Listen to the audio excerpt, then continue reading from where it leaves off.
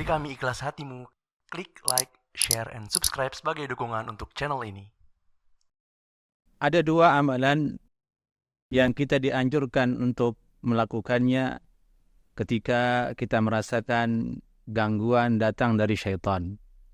Yang pertama adalah berlindung kepada Allah Subhanahu wa taala dari gangguannya tersebut.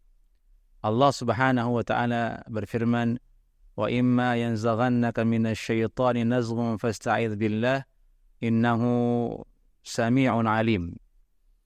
Dan adapun gangguan yang menyentuh dirimu dari syaitan, maka berlindunglah dengannya kepada Allah Subhanahu wa taala. Sungguhnya dia Allah Subhanahu wa taala Maha mendengar dan Maha mengetahui. Di antara ulama tafsir yang populer yaitu Syekh Al-Amin Asy-Syanqiti rahimahullahu taala menafsirkan ayat ini. Beliau mengatakan, wa anna syaitanal jinni la manja minhu illa bil isti'adzati billahi minhu. Dan sesungguhnya syaitan yang berasal dari bangsa jin tidak ada jalan selamat darinya, dari gangguannya, kecuali dengan berlindung kepada Allah Subhanahu wa taala. Maka kita sering-sering berlindung kepada Allah Subhanahu wa taala ketika merasa ada gangguan dari syaitan. Yang kedua adalah adab kita ketika merasa terganggu oleh syaitan, yakni tidak melaknatnya. Tidak melaknat syaitan tersebut dengan mengatakan, la'anakallah, semoga Allah melaknatmu wahai syaitan. Karena dengan melaknatnya justru dia merasa tertantang sehingga lebih mengerahkan lagi kekuatannya sehingga menjadi besar.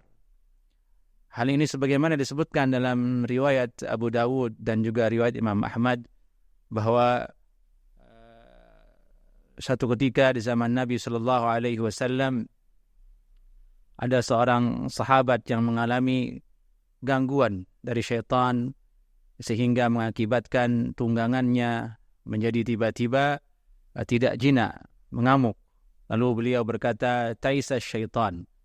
Taisa syaitan, yakni binasalah syaitan, terkutuklah si syaitan ini.